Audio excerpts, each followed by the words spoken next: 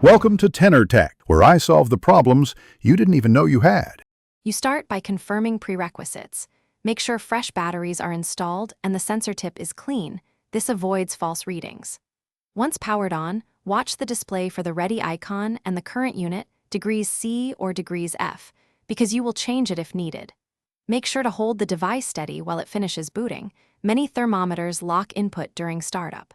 Now that the unit is stable and the screen shows a reading mode, move to the Settings menu to adjust measurement preferences. Once ready, press and hold the menu or gear button for about 3 seconds to open settings. This prevents accidental changes.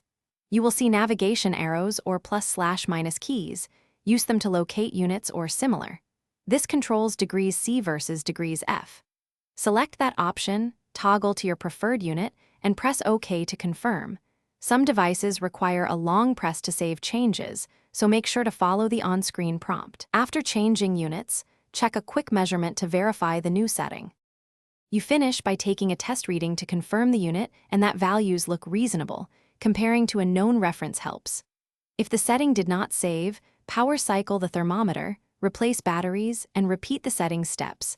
Some models require a restart to store preferences. Make sure firmware lock or child lock features are off. If problems persist, perform a factory reset or contact the manufacturer. This usually resolves calibration or persistent error messages and ensures. Thanks for watching. Subscribe to keep your life in tune.